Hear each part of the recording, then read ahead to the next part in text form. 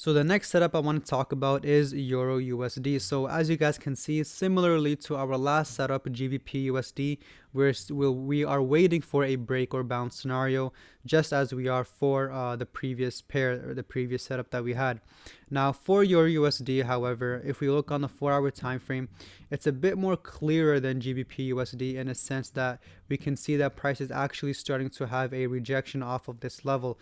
However, this is not enough for us to conclude that we're going to continue to push to the downside.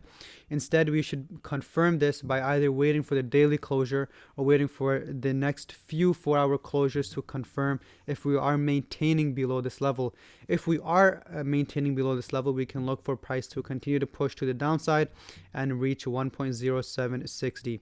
Now, if you guys were to look on the daily time frame, you can see we are in a bearish market structure in a sense that we are creating lower highs. So this right here would be our first, second lower high, third lower high, and this right here could simply be a double top formation for price to continue to push to the downside and potentially even make a new lower low.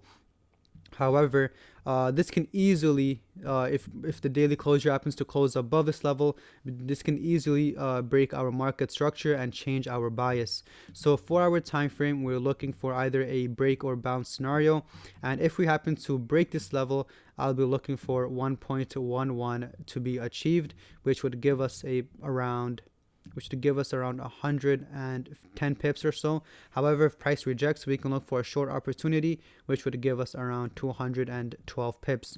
Now, obviously, we won't be looking for our entry over here, so I would say around 150 to 70 pips or so on your USD.